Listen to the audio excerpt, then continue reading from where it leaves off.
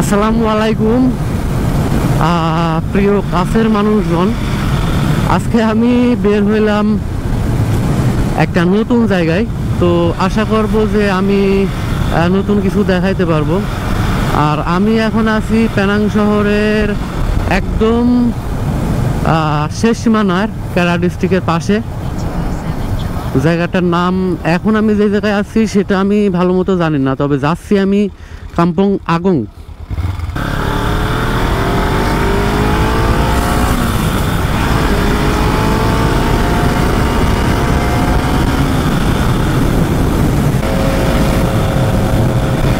দেখতেই পাচ্ছেন এখানে পরিবেশ একদম বাংলাদেশের মতো, অনেকটা, পুরাপুরি হবে না কারণ এটা মালয়েশিয়া।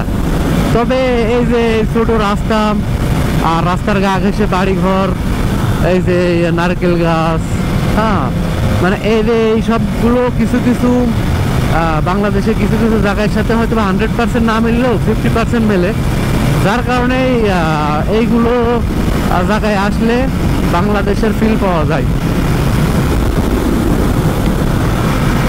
একদম আননোন রাস্তায়, মালয়েশিয়া জীবনে এই রাস্তায় কখনো আসেছি বা এই এলাকায় আমার মনে হয় না। তো যেহেতু না রাস্তা নতুন, একদম আননোন, তো সেজন্য গাড়ি চালাইতে হবে খুব সাবধানে, কারণ এইসব রাস্তায় স্পিড ব্রেকার থাকে। বাংলাদেশে অনেকে যেটা বিট বলেছেন, এই স্পিড ব্রেকার থাকে এসব কাম্পং এলাকায়। তো সেক্ষেত্রে হুট করে সামনে পড়ে গেলে তো খুবই বিপদ।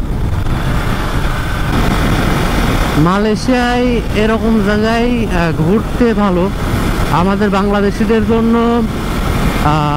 এরকম জায়গায় ঘোরাঘুরি করতে ভালো। কিন্তু যারা এখানে স্থায়ীভাবে থাকে, বলতে বাংলাদেশিরা দীর্ঘদিন এখানে থাকে, তো তাদের জন্য এই জায়গাগুলো আমার অভিজ্ঞতা থেকে মোটেও ভালো না। আর তাদের অনেক অসুবিধার মধ্যে থাকতে হয়, বা অনেক সময় দেখা যাচ্ছে কাজের উপর ডিপেন্ড করে সব কিছু। আমি এখন যে রাস্তা ধরে আগাচ্ছি এটা পেনাং ব্রিজ পার হওয়ার পরে বাতুর থেকে ক্যাপালা বাতাস যে রাস্তাটা, এই ক্যাপালা বাতাসের দিকে আমি আগাচ্ছি।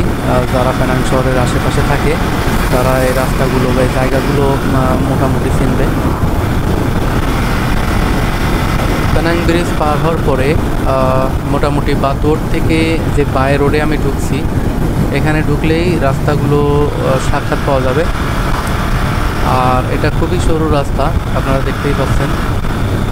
টু ওয়ে রাস্তা, একটা গাড়ি যাইতে পারবে, একটা গাড়ি আসতে পারবে। তো এখানে ওভারটেকিং করা খুবই রিস্কি। আর দেখতেই পাচ্ছেন রাস্তার গা ঘেঁষে বাড়িগুলো।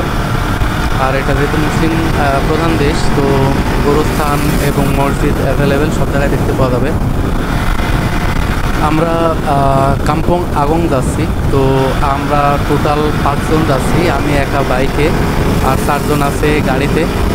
ওরা হয়তো বা আমার পিছনে, আমি আমার কায়দায় ম্যাপ দেখে দেখে যাচ্ছি।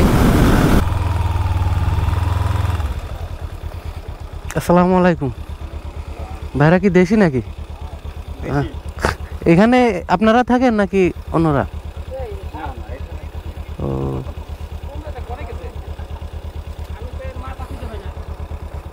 যদি না দিলে আইজে ফেসে গেলে আবার ঢালেন ডান।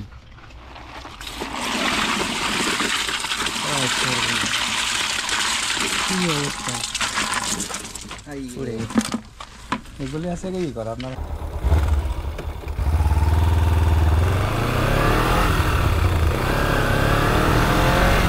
আমাদের বাংলাদেশি ভাইয়েরা মাছ মারছিল পাশে, ওরা পানির ভিতরে থেকে গাড়িটায় কাদা ছিল, এই জন্য তাদের ভিডিও করিনি, কিন্তু মাছের একটা ভিডিও ফুটেজ নিছি।